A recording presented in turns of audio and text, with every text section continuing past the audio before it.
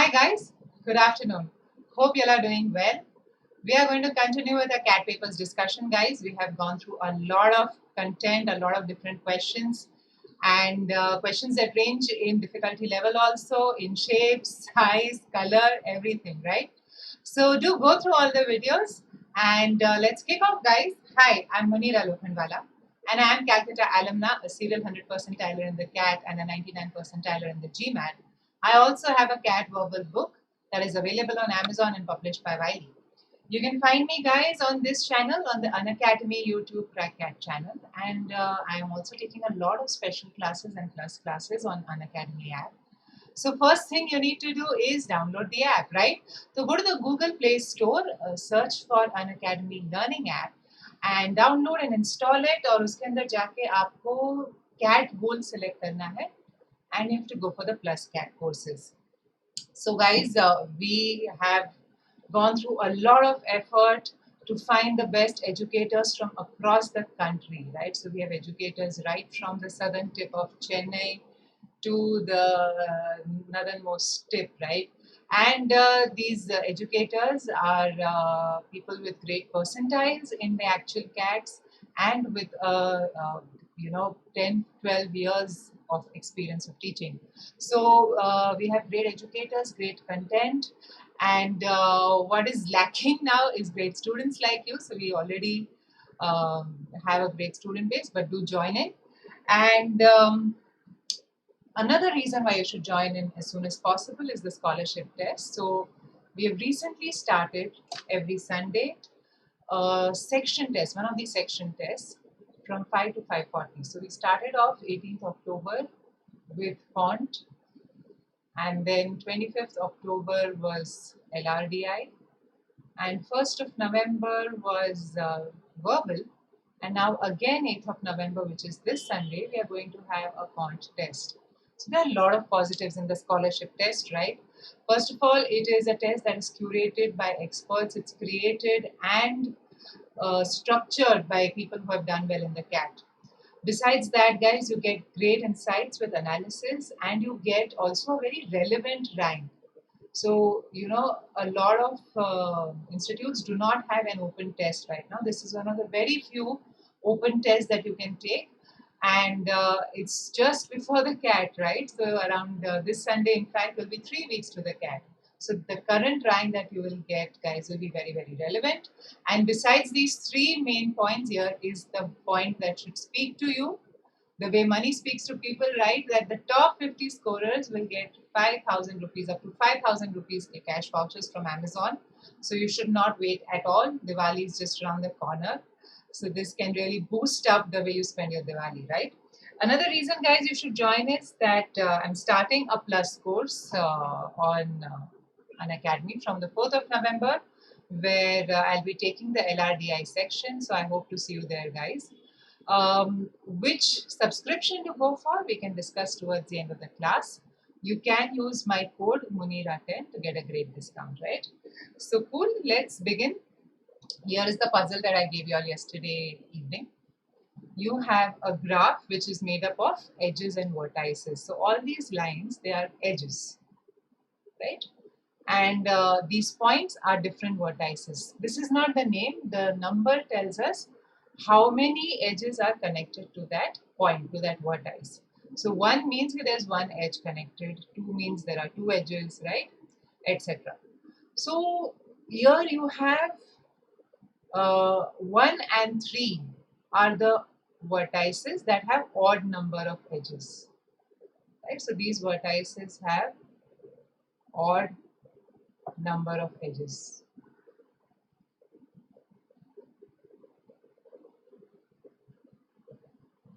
Whereas the 2, 4, 2 are vertices with even number of edges. We have to show that there will always be an even number of odd vertices. Okay, so first of all, we can find out how many endpoints are there by adding up the number of edges that connect to a vertex, right? So for example, here the number of endpoints यहाँ पे 1 है, यहाँ पे there are, the line has, right, 2 endpoints. 2 lines have endpoints here, so there are 2 endpoints. Okay, this has 3 endpoints, 3 lines having endpoints. This has 2 endpoints, and finally this one has 4 endpoints. Now what does this endpoints tell us? So this is 12.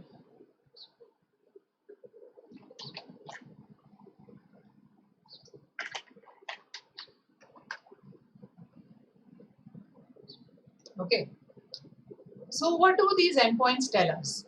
Every line that is drawn here, every edge that is drawn here will have 2 endpoints, right? Every line has, every segment has 2 endpoints.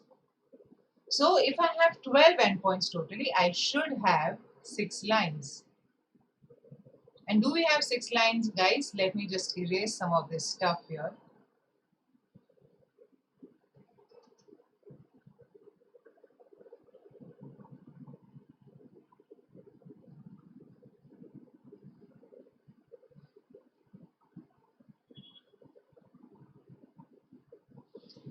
Yeah. So how many lines do we have? Let's count that. This is line 1, edge 1, edge 2, edge 3, edge 4, edge 5, and edge 6. So the point is that whenever I draw an edge, one edge means 2 endpoints. And hence if I count the endpoints, right, if I count total endpoints, they have to be a multiple of 2. Total endpoints must be even. Now here, the total endpoints are basically number of even vertices, right, into number of such vertices plus the number of odd vertices, right, into the odd points, right, even points. So if the number of odd vertices is odd, then the overall endpoints will be odd, which is not possible. So this, the number of odd vertices must be even, then only the total number of endpoints will be even. So that is how you can prove that there will be an even number of odd vertices, because the number of endpoints, total endpoints, should be even, right? Great, guys. So let us now do a lot of VRC. So today we are going to do 3 passages. These are actual CAT passages. They came in one of the earlier years when the passage length could be really humongous, right? But at the same time, the number of questions also were a lot. So the first passage, for example, though it is a long passage, has 12 questions attached to it, right? And the second passage has 10 questions. So why don't we just read, understand the passage, and look at the questions, okay? So Midnight's Children is basically a Salman Rushdie book that was very well received, and it spoke about people born on the independence of India. So they are born on in August 1947, right? So this whole write-up is around that. So the narrator of Midnight's Children describes it as a kind of collective fantasy. I suppose what he or I through him was trying to say was that never had been a political entity called India until 1947. So till the independence came in, there was no such thing as India. We were all under the British Raj, and it was this whole mix of India and Pakistan, right? The thing that became independent had never previously existed, except that there had been an area, a zone called India. There was no country called India, okay? There was no free country. So it struck me that what was coming into being, this idea of a nation state, was an invention. It was an invention of the nationalist movement, and a very successful invention. So जब independence declared हुआ, right? So the nation state was born, and that it was a new nation state, so it was an invention. One could argue that nation states are a kind of collective fantasy. So it's a fantasy of a lot of people, right? That is why it's a collective fantasy. It's not an individual fantasy. Very similar things happened with the unification of Italy and also with the unification of Germany. So these are also became, nation states. The history of India is a history of independent nation states. So before India became one entity, right? It was filled with a lot of other independent states. So, for instance, it is a history of Oudh, Bengal, or Maratha kingdoms. Right? So, these were the independent states because before India became one independent state by itself. All these independent histories agreed to collectivize themselves into the idea of the nation of India. In the case of Pakistan, it was less successful. Pakistan was under-imagined, it did not survive as a nation state. So India survived as a nation state because the concept of nation was already inbuilt in all these chotu states like Oudh, Bengal, etc. before India became a big state by itself. Okay, so if you ask people in general, they would have absolutely no problem with the idea of India at all, because India was well imagined, but Pakistan was not well imagined. So there could be problems with what Pakistan is. That's what it's trying to say. Okay. So they would have absolutely no problem with the idea of India. I think, in a way, the strength of the nationalist idea is shown by its ability to survive the extraordinary stresses that it was placed under. Okay, so you can find out how strong a country is by seeing how it can survive all the extraordinary problems, stress that it faces. Okay, I think the stresses of things, whether it's communalism, the high degree of public corruption, of regional rivalries, of the tension between the center and the state. Center here means, the central government, the government that is ruling from Delhi, and state government is the government for each and every state. The external pressures of bad relations with Pakistan, these are colossal pressures which any state could be forgiven for being damaged by. So here the author is saying कि India को इतने सारे problems है, इतने सारे stress हुए हैं, like communalism, जैसे corruption, rivalry between different regions, right, problems with Pakistan. इसके बावजूद भी India has always, survived all these problems. I think the thing to say about the success of the idea is that it remains an idea, so people may not find it very easy to give a simple definition of it. Okay, the idea is successful because it's a very well, people can see what the idea is, so they may not give a simple definition of what it is. But that it does exist and that it is something to which people feel they belong. So we all feel we belong to India, we are Indians, right? So it's very clear that even if what India is may not be easily defined, we know that it does exist and we know that we belong to it. I think is now the case that it survives these stresses is an indication of its strength. So because we survive all these problems, right? It's because it is strong. Then this the nation state is strong. I'm just looking for the pen. Okay, here it is. Good God. Okay. I'm not interested in an idealized romantic vision of India. I know it is the great pitfall of the exile. Okay, so the author is not, looking at India romantically. It is people who do that, right? It is their problem. It is the great fall. So here, let me explain the sentence to you. Okay, who is the exile? Exile is somebody who has left the country. So whoever has left the country may leave with a romantic vision of India, which is not a positive thing for the person. It is the person's pitfall. That is what this means. Okay, so for me always the issue of writing about India has been not to write as an outsider. So the authors, the guy who's writing it, his problem is, right, that he should not write about India as if he's an exile, as if he's an outsider. On the other hand, evidently something has changed in the last 10 years, which is that as a result of various circumstances, I have not been able to return. So most likely this is Salman Rushdie himself, right?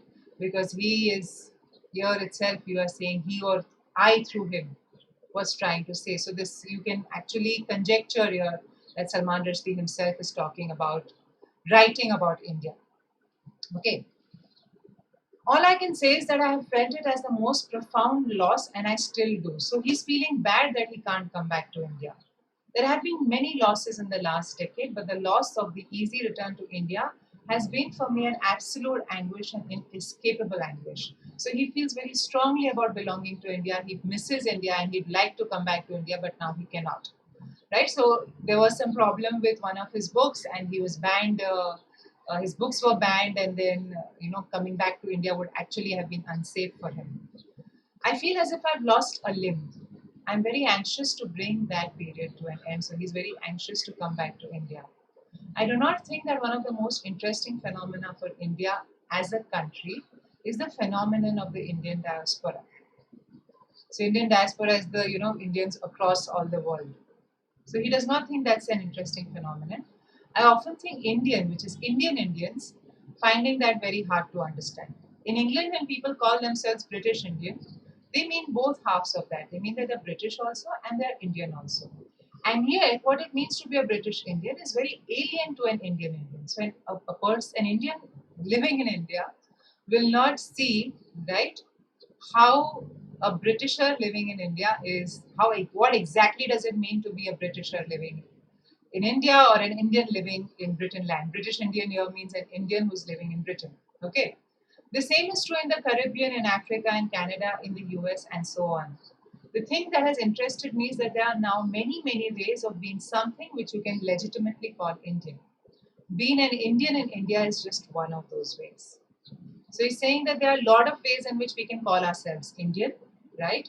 And they're all legitimate. It's not as if any of them are fake or not well thought out. And being an Indian living in India is just one of those ways. The forces of disintegration are always there. I think in every society there's the tension between the forces that bring it together and the forces that pull it apart. I'm worried about all of the communal issue because half a century is no time at all in the eye of history.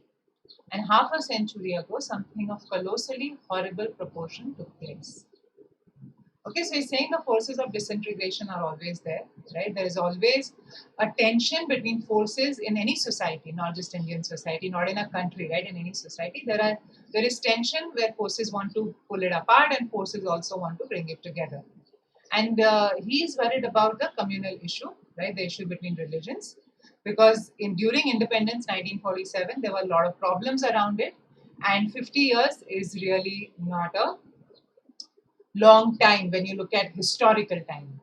Okay, so again here you can conjecture that the novel was written in 1997. Not novel, the write-up. The fact that it hasn't happened for 50 years on quite the same scale means nothing. अभी 50 साल में कुछ इतने बड़े scale पे नहीं हुआ है. It doesn't mean anything. 50 years is, in history, it's just like yesterday. It could still happen tomorrow. One of the things that I remember very vividly being there 10 years ago, at about the time of the killings that took place in Assam, is discussing this with good friends and fellow writers. So he remembers discussing about all these problems that were faced in Assam. And I remember somebody said to me, until we understand that we are capable of these things, we can't begin to move beyond them. So first step, right, of getting rid of these problems is to understand that we are capable of doing these things. Because it's a very easy response to atrocities to say, oh, those terrible people did that, and we are not like that. So you think instead of having this easy response to all these riots and atrocities, saying, oh, these people did it, we won't do it, we have to understand that we are all capable of doing it, right? But something that we are able to perpetrate, to do ourselves. The civilizing influence is what prevents most of us from giving way to those terrible urges. Those urges are part of humanity as well as the more civilized urges. Okay, so these urges that we all have, they are part of humanity. Of course, I fear in India the recurrence of communal or regionalist inter-community violence. Okay, so not just religion-wise, but even region-wise, we all fear, right, the presence of violence. I fear the long-term damage to our democracy that can be done by mass corruption. So it's not just communalism, but even corruption that the author fears.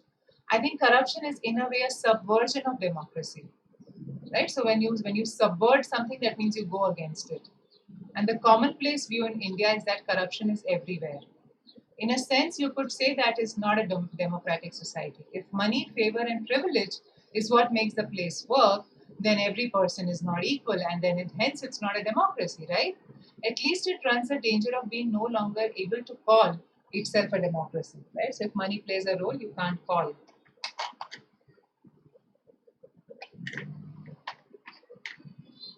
What was happening, I thought, was that people were trying to seize control of the rhetoric, of the drama, right?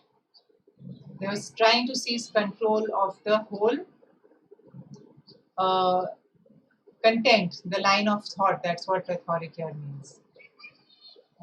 Control of the story, you can say. That is to say, special interest groups. You could say Hindus are a very large special interest group. If any group inside such a complex and many faceted country tries to define the nation exclusively in its own terms, then it begins to create terrible stresses. So he's saying that India is a very complex and very many faceted country. It's, there are a lot of variables, a lot of attributes that define India. Usme, if one special interest group tries to define the country on its own terms, then it can lead to a lot of problems. I do think that the kind of attempt to define India in Hindu terms is worrying for that reason. It creates backlashes, it creates polarization. If polarization means, people get divided. So this word comes from how magnet pin North Pole, South Pole are very different. So, there is polarization with respect to that. So वहाँ से ये word आया है कि to make divisions, and it creates a risk of more upheaval. Partly I'm saying this as a kind of objective observer, but nobody is an objective observer, right? So he's saying that it's very difficult if all of us are involved in all this to be objective about this. I come from an Indian minority. I no doubt have a minority perspective. So he's now explaining why he's not an objective observer, because he already has a minority perspective. I can't ignore that, and nor would I wish to. Partly also, I'm speaking temperamentally. So he has a temperament also with respect to politics, with respect to religion. Temperament is the feelings, the behavior a person has for something, right? That is to say, the kind of religious language in politics is something I find temperamentally unpleasant. So he is, another way of looking at temperament and religion together is that we may be defined who we are religiously, but how much we follow that religion can actually define our temperament. So he's saying that जो जैसे politics में religion define होता है वो he disagrees with. That's not his temperament. I don't like people who do that, whether they are sectarians in North Island or India. So anyone who is a Kattar religion person, right? So he doesn't like that kind of people. I believe in, if possible, separating one's personal spiritual needs and aspirations from the way in which a country is run. So जो हमारा खुद का religion, spiritual जो भी needs है personal, they should be separate from how a country behaves, how a country is run. I think in those countries where that separation has not taken place, where the religious and the spiritual separation has not taken place, one can see all kinds of distortions of social and ordinary life which are unpleasant, right? And Iran is an obvious example. So Iran maybe the separation of religion and the country has not taken place. So Iran maybe there are a lot of problems. The country in which that kind of separation has completely fragmented. So Iran is completely fragmented, he's saying. Where Naipaul is right. So Naipaul is another author, V.S. Naipaul, very well-known author. Also, I don't share his conclusion about it, but I think where he is right. Okay, so he doesn't share the conclusions, but he agrees in some part with Naipaul, is in saying that this is a great historical moment. One reason why the 50th anniversary is interesting is that it does seem to represent the end of the first stage and the beginning of the second age. एक आधी century हो गई है, तो one age is over and another age is starting. And to that extent, that is true now. If somebody was born today, they would be born into a very different set of cultural assumptions and hopes than someone born on independence time, right? So that time we were entirely sold on the Nehru Gandhi kind of plan. We grew up and that was the portrait of the nation we had on our wall. And to the extent that you and never entirely lose those formative India, that's still the picture of the country I have got on my wall. But it's clear that for somebody being born now, they are being born into a very different country. Okay.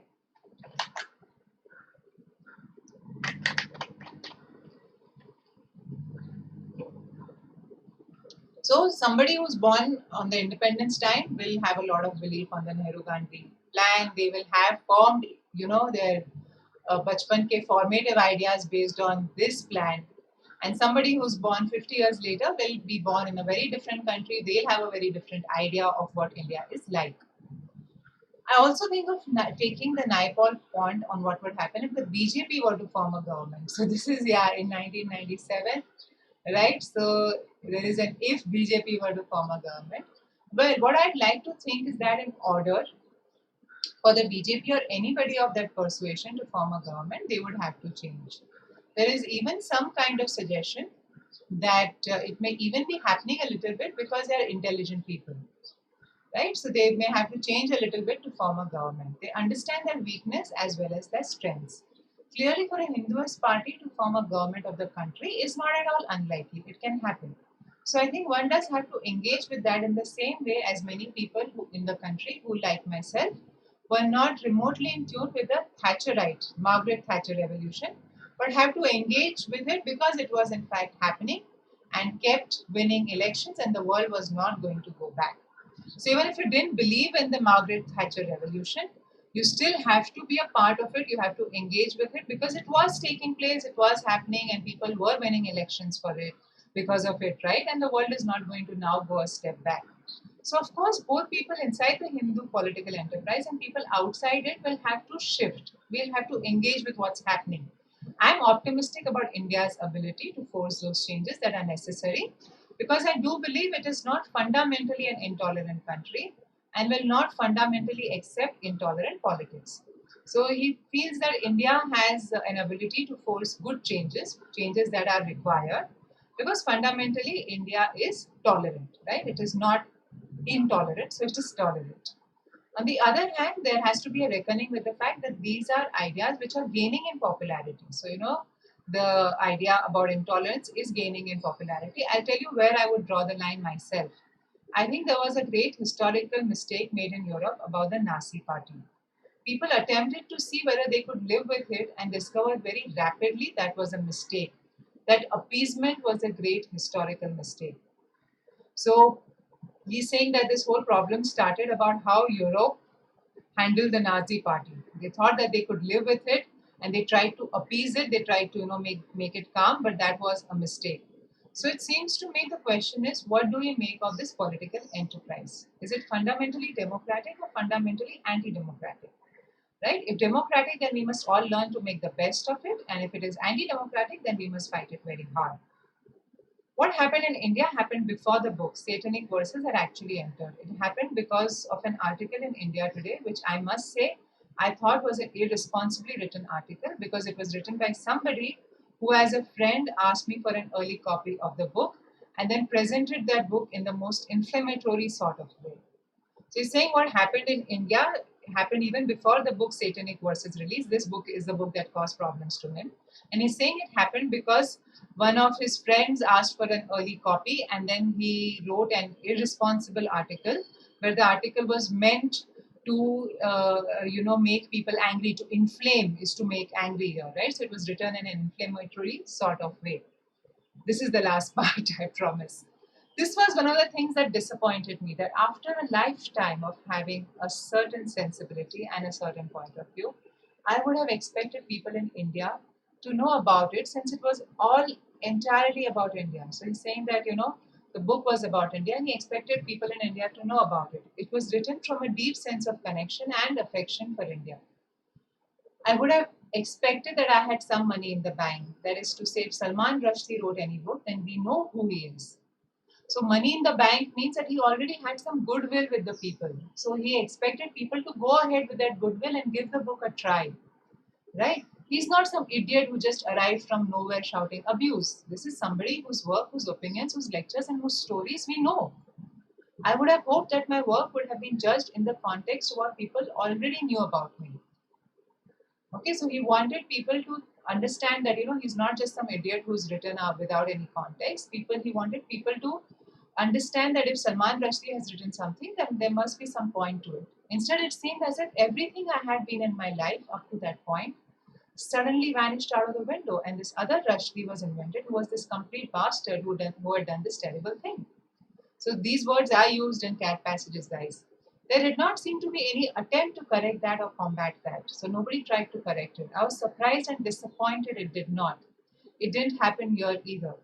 It didn't happen anywhere in the world. It was as if the force of history, the force of a historical event was so huge that it erased all that went before it. So he's saying that the whole book became such a big event that whatever happened before it, whatever personality that he had before it, everything was erased. The negative response to the satanic verses, let us remember that there was also a positive response, was such that it erased my personality and put in its place some other guy who they didn't recognize at all. Anybody who knows anything about these countries, and I do know something about these countries, knows that every cheap politician can put a demonstration in the street in 5 minutes, right? That doesn't represent in any sense the people's will. It represents a certain kind of political structure, political organization. It doesn't represent truth. But I always believed, and I still believe, that India would come back. I never believed that the loss of India is forever, because India is not Iran. It is not even Pakistan. And I thought good sense will prevail in India, because that's my life experience of Indian people and of the place. So Salman Rushdie ends it on a positive note, right? He says that in the end, he expects India will accept him later on, because when he sees Indian people, he knows that good sense is a part of all Indian people, right? So it's a very emotional write-up. The author clearly feels emotionally connected to India. So in terms of reading, it's a very smooth read, right? And I know it's long, but as I said, itna padh ke aapko 12 questions is what you get to attempt. So let's now start looking at questions. The idea of India that inspired the writer's generation was the Nehru Gandhi plan, right? So it was not the politics, it was their plan, it was their ideology. And it's not their formative years ideology, it was the general ideology, and it was not just Nehruvian, right? So answer here is option B. The writer does not share Naipaul's conclusion. Okay, so 50th anniversary का stand नहीं, conclusion. So if you go back and check, right, Naipaul's conclusion is this: it's a great historical movement. So he does not share that conclusion, right? I'll just again just show you, it's here, यहाँ पे, correct? So answer here is option C. The writer shows faith in India's basic resilience, right? कि it can survive, it can fight back, कि उसमें problems होते हैं, so it is not stability, we face problems. Okay, we face problems. It's not as if India is stable. There are ups and downs, there is regional problems, right? But we are able to survive, we can fight back, and that is resilience. Okay, it is not fortitude. Fortitude is someone who has the patience to just bear what is happening. No, we in some sense fight back, right? And obviously it's not democracy, so this is resilience. According to the author, so the author feels कि कोई भी politician अपना एक demonstration कभी भी खड़ा कर सकता है, but that demonstration doesn't mean that the country feels the same, right? So he can incite to demonstrate, but this demonstration does not reflect the public's will. So answer is both A and B, right? The writer's view of India is determined mainly by his own experience, right? He knows, he has met Indian people, he considers himself an Indian, right? So it's not his love of writing, not his love for the resilience. And resilience he talks not for Indian people, for the country, for India. And in that sense, he is in fact wrong. He's fond of the country, but fondness comes from his experience. According to the writer's friend, so the writer's friend is the guy who wrote that article, the irresponsible article, जहाँ पे सबने वहाँ आग पे हवा डाली, correct? So the writer did a wrong thing. So it's not that you should fight communal pressure. The fact that communal conflagrations haven't occurred in India for half a century is something to be proud of. No, we can move beyond things only after we know we are capable. So it is not the friend who wrote the article, it is the friend right at the beginning when they are discussing the Assam thing. Right? Assam is here now. We are capable of, and we can't, then only we can begin to understand. So that C point gets this across very clearly, right? So answer is C.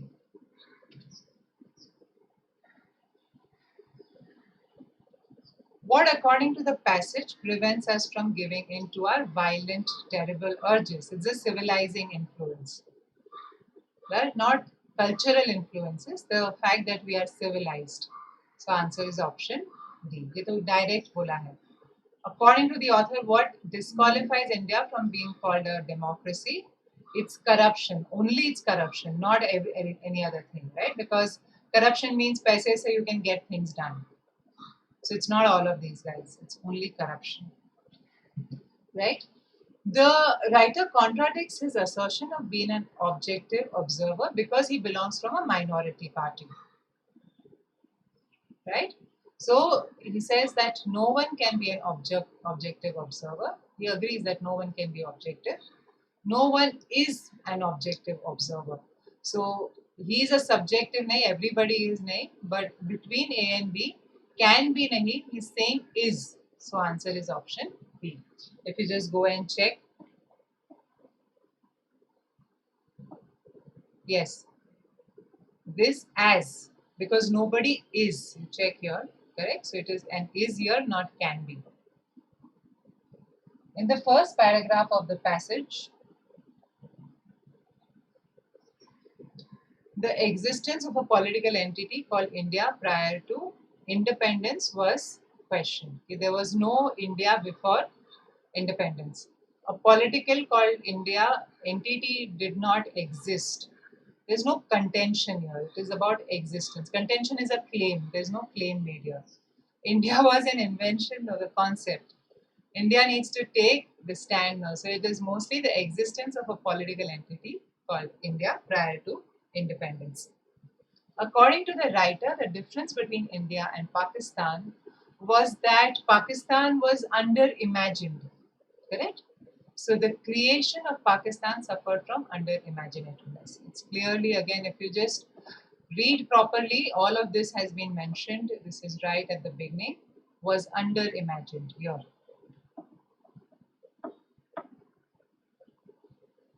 So answer is D. The secret of India's survival lies in the fact that we can fight back a lot of stress and strain, and people feel that we belong to it. So it's both A and C, right? So great. This was a wonderful passage to read. I hope you'll like the language too. Now let's move on to the next passage.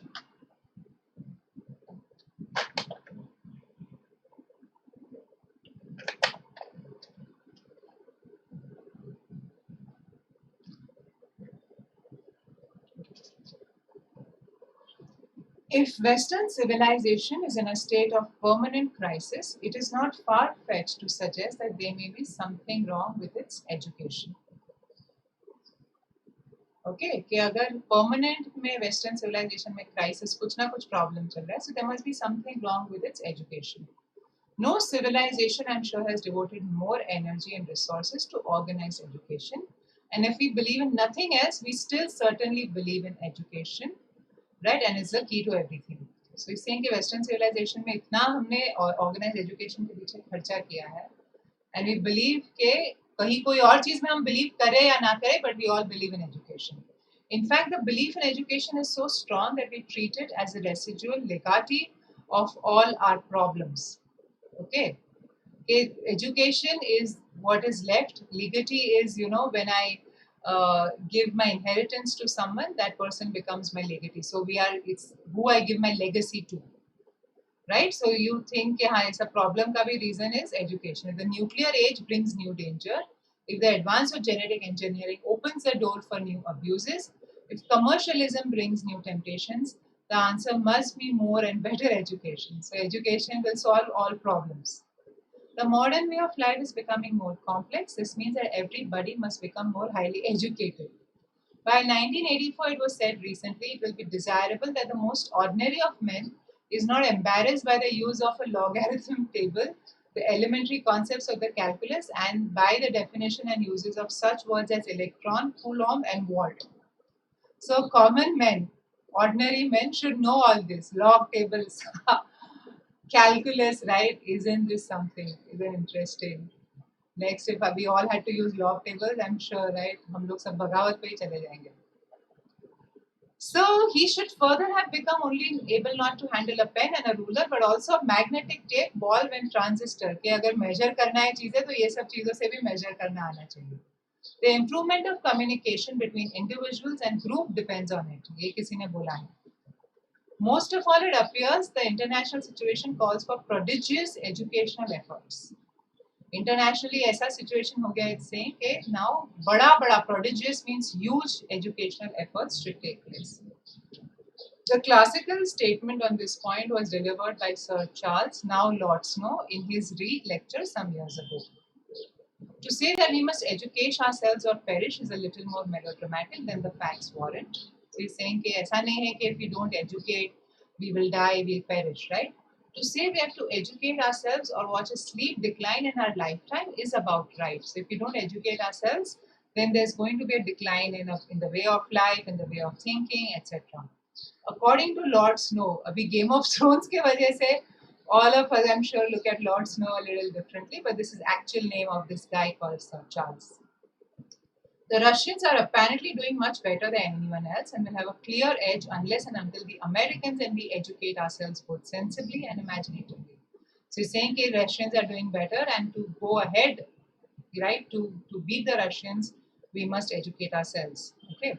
Lord Snow, it will be recalled, talked about the two cultures and the scientific revolution and expressed his concern that the intellectual's life of the whole of Western society is increasingly being split into two polar groups. At one pole, we have the literary intellectuals, at the other, the scientists.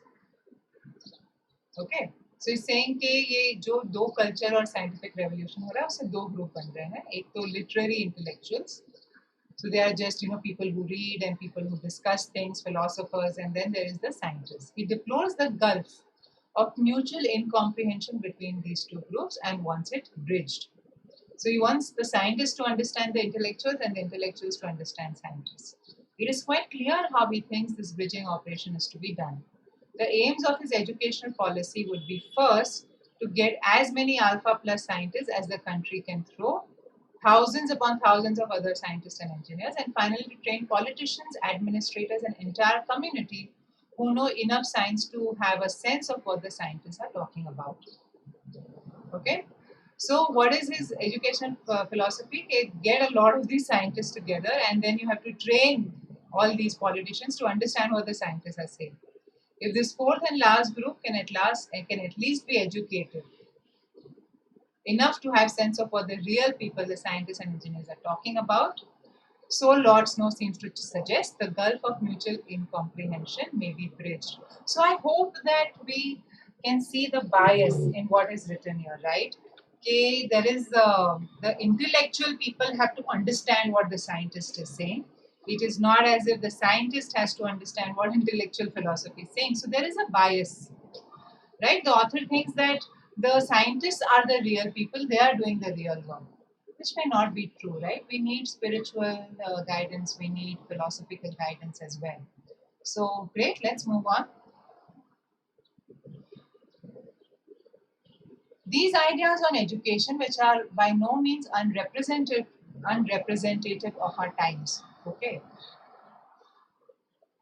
So, by no means unrepresentative means it is representative a little bit. Leave one with the uncomfortable feeling that ordinary people, including politicians, administrators, are really not much use. They have failed to make the grade, but at least they should be educated enough to have a sense of what is going on and to know what the scientist means when they talk, to quote Lord Snow's example, about the second law of thermodynamics. So he's saying कि ये थोड़ा uncomfortable feeling है कि ordinary people कुछ कर नहीं पा रहे life में unless they get down and understand what the scientists are talking about. So here the author is also on our side and he can also see the bias, he or she. It is an uncomfortable feeling because the scientists never tire telling us that the fruits of their labors are neutral. Whether they enrich humanity or destroy it depends on how they are used. So it is uncomfortable because the scientists themselves don't know कि जिस पे वो काम कर रहे हैं उससे society enrich होगा कि destroy होगा. And they are just saying कि हम तो काम कर रहे हैं, हमारा काम neutral है. And who is to decide how they are used? तो कौन decide करेगा कि तुम enrich करोगे कि destroy करोगे? There's nothing in the training of scientists and engineers to enable them to take such a decision. Otherwise, why would science be neutral? अगर ये वो खुद decision ले पाते, तो they would not keep science neutral. Okay.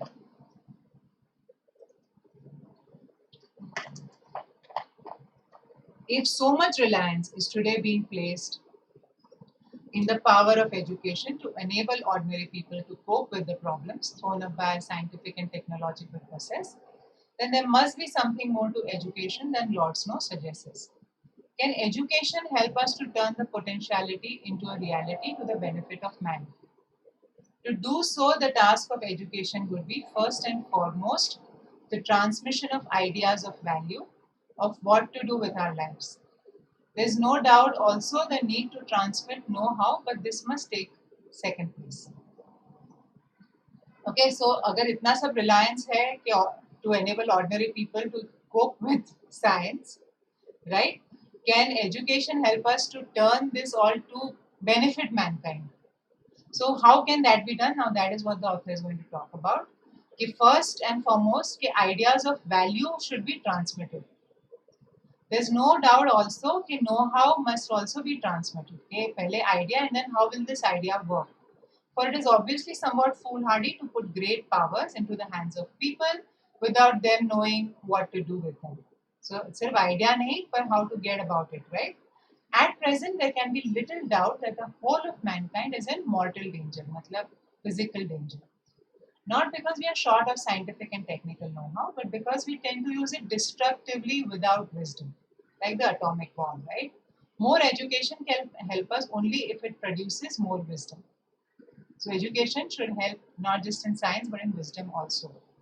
The essence of education I suggested is the transmission of values, but values do not help us to pick our way through life unless they have become our own, a part, so to say, of our mental makeup. Okay, so education में values भी transmit होने चाहिए, पर for the values to help us, it should become a part of our mental makeup. This means that they are more than mere formulae. They are not like something that can be mugged, right? Or dogmatic assertions, dogmatic or traditional. That we think and feel with them that they are the very instruments through which we like and interpret and experience the world.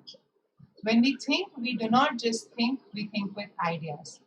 Our mind is not a blank, a tabula rasa. When we begin to think, we can do so only because our mind is already filled with all sorts of ideas with which to think.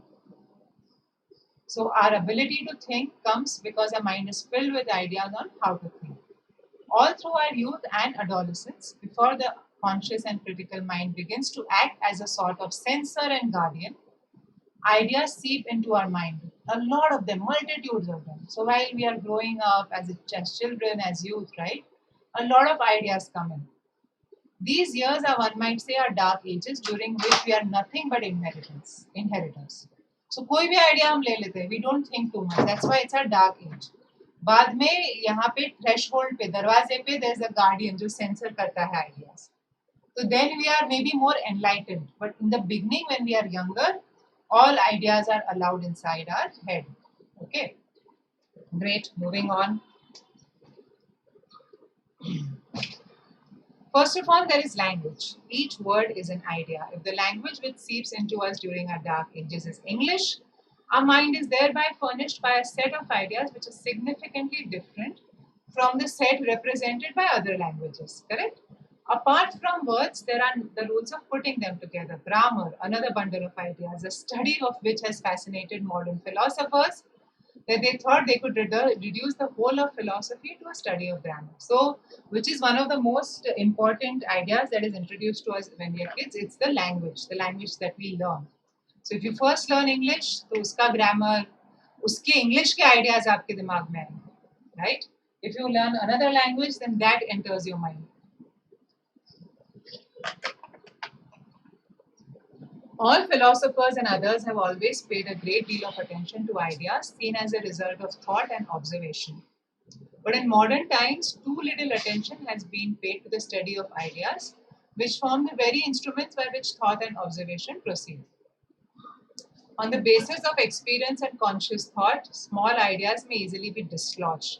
But when it comes to bigger, more universal or more subtle ideas, it may not be so easy to change them. So basically, a lot of thought and observation should lead to the right kind of ideas coming up. Okay, so when these ideas are small, they may be easily changed, but when it becomes bigger or more universal, then it is difficult to change these ideas. Indeed, it is often difficult to become aware of them as they are the instruments and not the result of our thinking. Okay, and even when one has become aware of them, it is often impossible to judge them on the basis of ordinary experience. So, first of all, it's very tough to be aware of what are the kind of ideas that are there. We often notice the existence of more or less fixed ideas in other people's mind, but not in our own minds. Ideas which they are not aware of, and we call these ideas prejudices. Okay, they are biased because it's logically correct because they have seeped into their mind without any judgment. They have not exercised any judgment when they had this idea. But the word prejudice is generally applied to ideas that are wrong and recognizable as wrong by anyone. Most of the ideas that we think of are not of that kind at all. To some of them, like those incorporated in words and grammar, you cannot apply even what is true or false. Others are definitely not prejudices, but the result of a judgment. So, none of these are very obvious prejudices, is what this says. I say, therefore, that we think with or through ideas, and that what we call thinking is generally the application of pre existing ideas to a given situation or set of facts. When we think about, say, the political situation, we apply to that situation our political ideas more or less systematically and attempt to make that system, make the situation intelligible to ourselves. Similarly, everywhere else, we evaluate the situation in the light of our value ideas, right? The way in which we experience and interpret the world obviously depends very much indeed on the kind of ideas that fill our minds. If they are mainly small, weak, incoherent, life will be uninteresting, petty, and chaotic. It is difficult to bear the resultant feeling of emptiness, and the vacuum of our minds may be filled up by some big, fantastic political idea which may give meaning and purpose to our existence. We feel that education will help solve each new problem or complexity that arises. It needs no emphasis that herein lies one of the great dangers of our times. When people ask for education, they normally mean something more than mere training, something more than mere knowledge of facts, and something more than a mere diversion. So, when people ask for education, right, they don't just want people to be trained or people to know some facts, right? They want people to think for themselves. So maybe they cannot formulate what they are looking for, but I think what they are looking for is ideas that could change the world and make lives more intelligible to ourselves. When a thing is intelligible, you have a sense of participation. But when it's not understood, when it's not intelligible, you feel that you are estranged. इससे अलग हो गए. Well, I don't know you, your people say, as an important protest against the world that they cannot understand. If the mind cannot bring to the world a set, or shall we say, a toolbox of powerful ideas, the world will appear as chaotic to us. Such a man is like a person in a strange world without any signs of civilization, without maps or signposts or indicators. Nothing has any meaning to him, nothing can hold his vital interest. He has no means of making anything intelligible to himself. Okay. So if a person does not have great ideas, he does not have a toolbox, he or she, then nothing can hold interest for this person, right? So this whole passage is about, first of all, the importance of education that the author feels is not very clear. He feels that there is more a sense of what kind of ideas people should have and what is a prejudiced idea, what is a weak idea, what is a strong idea, right? This is what the whole passage is about. So great, let us look at questions. The writer's contention in the passage is that the crisis in Western civilization can be explained by. How can you explain the crisis in the Western civilization? Because of the presence of problems in education. So that's how it starts. They may be, देखो यहाँ से वो शुरू होता है. The author blames education for the problems. It is not coordination, it is not misunderstanding, it is not the energy. It is problems in education. So answer is A. Lord Snow sees the intellectual life of Western society as split between scientists and literary intellectuals. ये भी बोला है, there is not educated, ये सब कोई नहीं है, right? ये भी directly बोला है, scientists and literary intellectuals. The author seems to criticize the belief, right, that education gives rise to further complexities. No, the author thinks education may कुछ problems है, so the author will not criticize it. All new problems can be tackled. हाँ, the author thinks that education does not solve everything, so the author would criticize it, right? Earning का कुछ बात नहीं हुआ है, तो C is also wrong. The answer is B. What, according to the author, would be the definition of prejudice? It's ideas, right, that people have about which they don't have any judgment. So ideas that help people to identify, no, that is to make a situation intelligible. Or those are good ideas, correct? तो ये तो गए. Fixed ideas without being aware of doing so. So ये अच्छा है. Ideas that people cull from experience in order to judge a situation. No, it is not. It's ideas that come in without judgment. Let's see a person through trials. No, right? These can be good ideas. B is the one which has a slightly negative feeling to it. According to Lord Snow, which of the following groups needs to be educated enough to at least understand the works of scientists and engineers? So political administrators, entire community, right? Not ये layman, ये सब नहीं है. Clearly बोला है कि A है. We go and check, guys. यहाँ पे है.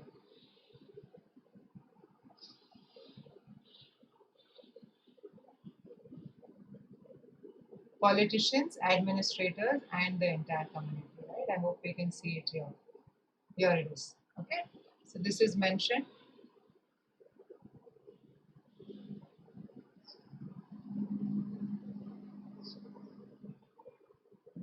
In the passage, the writer questions this neutrality. No, he questions how scientists can be neutral about science, right? They should only look at betterment. So scientists stand on the neutrality of science, nahi, on their work, on what they are working on. Not Lord Snow's assertion regarding the potential of intellectuals, right? So he's saying how can scientists be neutral about the kind of work that they are doing, which is labors, right? The author's assertion in the passage is that education's main responsibility is to transmit ideas of values, not technical knowledge, only ideas of values and not human and societal norms. Okay, so answer is option A. The author believes that the gulf between science and literature needs to be bridged.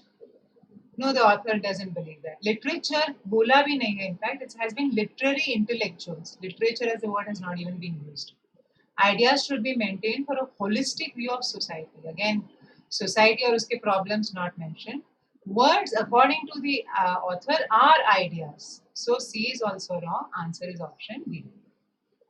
Which of the following sentences is not true according to the author? Values must be a part of one's psyche. One identifies are the means. ये सब true है. They are not merely dogmatic assertions. Values are a positive thing for the author. And if it is positive, dogmatic assertions are traditional assertions for which you don't have values. This is negative. So answer is B. Thinking is applying ideas to a situation, right? So answer is option C. It is not being or knowing. It is not fixed ideas or prejudice ke saath hai, right? It's already known ideas. So answer is option C, right? Great. Last passage here from that paper. It's not very big. It's just 2 parts and it's pretty funny. So let's go through this.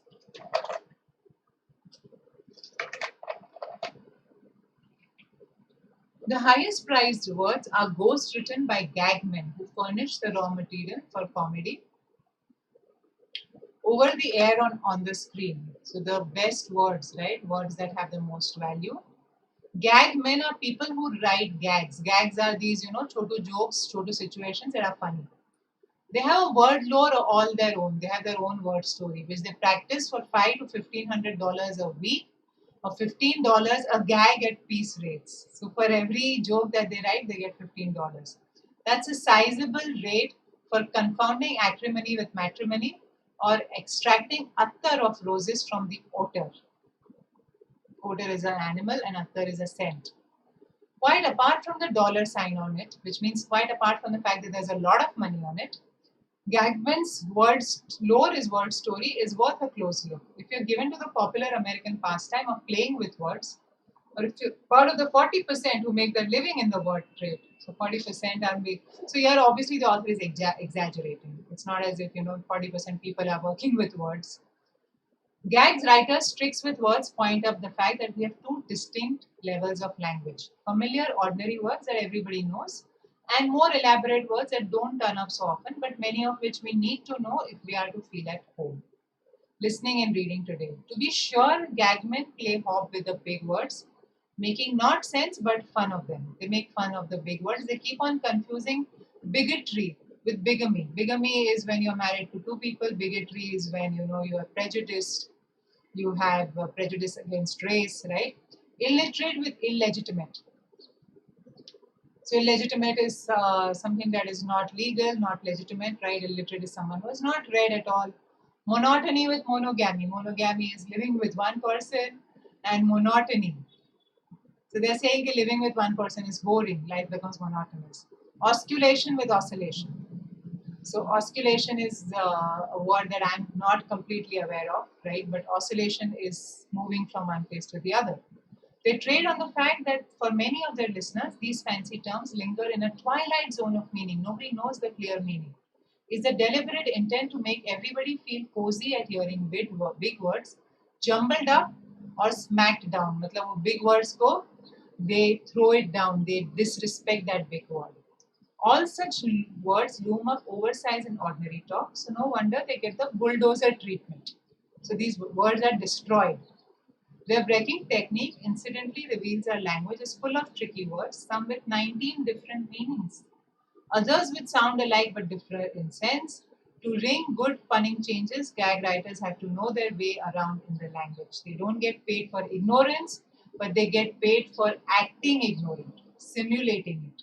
So in the gags that they write, right, people can be ignorant, but they themselves are not ignorant. Their trade is a hard one and they regard it as serious business. So people who write jokes never laugh at each other's jokes and not even on their own jokes. Like comedians, they are usually melancholy men in private life.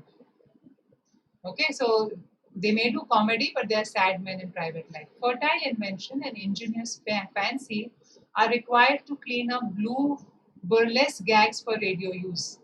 Okay, so you need imagination to come up with good jokes. These shady gags are theoretically taboo on the air. Okay, so burlesque gags are basically gags that were used in burlesque shows in the earlier times when someone would fall on a banana peel and everybody would laugh, right? Banana skin.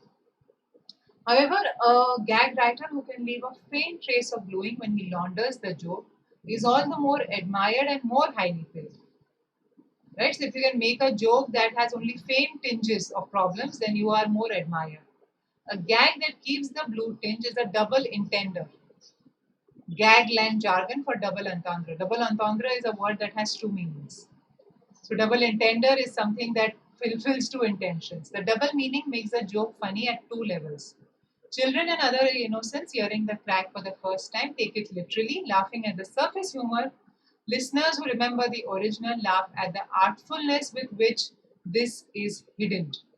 Another name for a double meaning of this sort is insinuendo.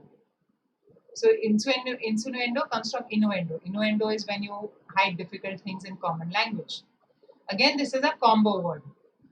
By telescoping insinuation and innuendo, they get insinuendo, right? So these blend words were brought into fashion by Lewis Carroll, who was the author of Alice in Wonderland.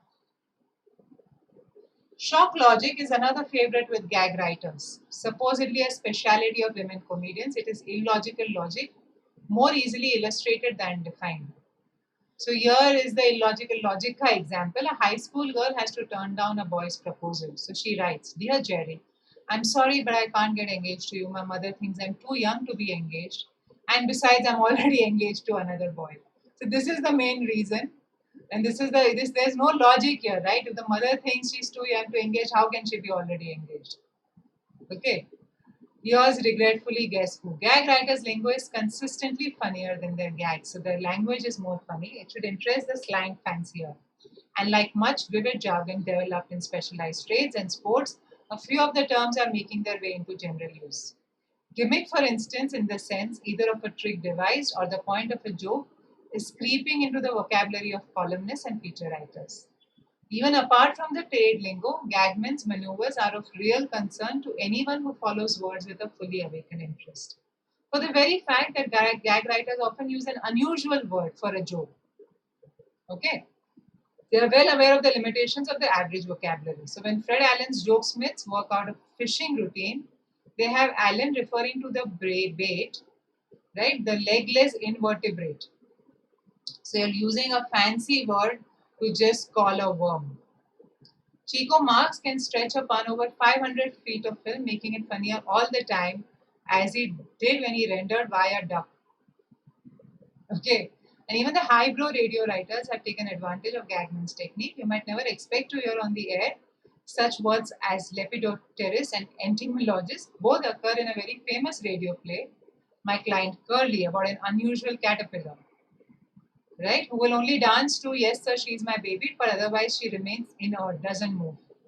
So this dancing caterpillar was given a New York build-up, right? And Corvine made mild fun of the fancy professional titles, explaining them unobtrusively. There are many similar occasions where anyone working with words can turn Gagman's trade secrets to account.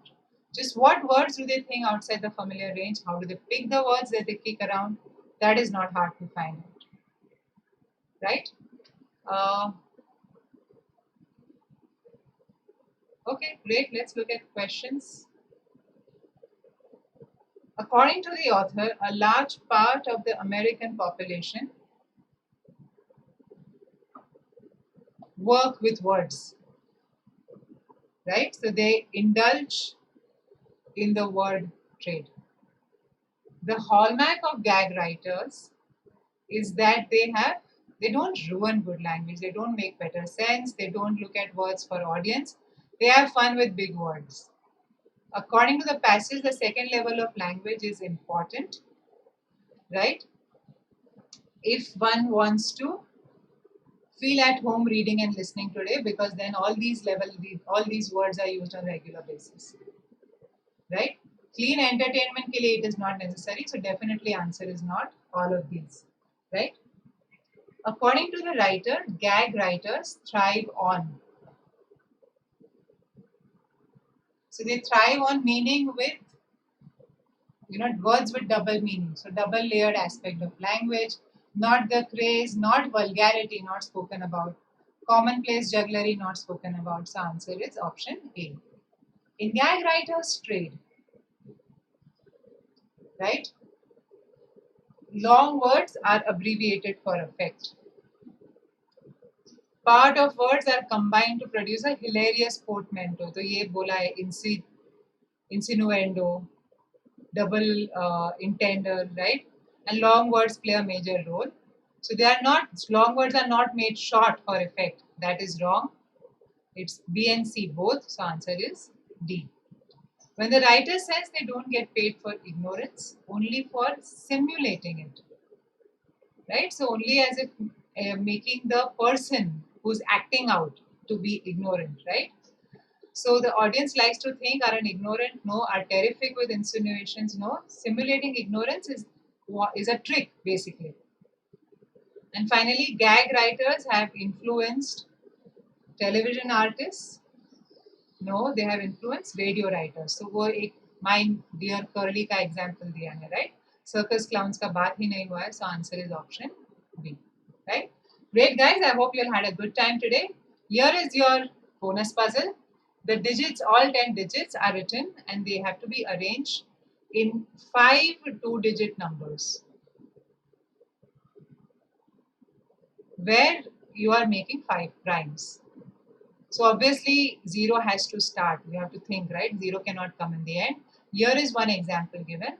How many such sets of 5 primes can you form, right? So do give this some thought. I'll see you again today evening. Today's session, the focus was on reading comprehension. In the evening, we'll do VARC questions, mostly verbal questions. and with some bonus RC thrown in, right? So hope to see you then, guys. Hope to see you on Unacademy also. So please download the app. You can see that we have a phenomenal environment. The environment that you get on Unacademy is nowhere close to what you get on any other platform, any other institute, right? So you get great interaction with the educators, your doubts can be solved.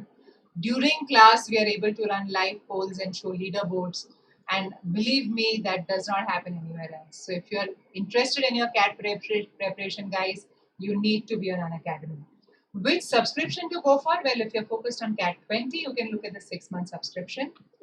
I know KBCAT CAT is there in a month, but there are a lot of other exams also after the CAT, like XAT, NMAT, SNAP, etc., and we'll be there to guide you throughout.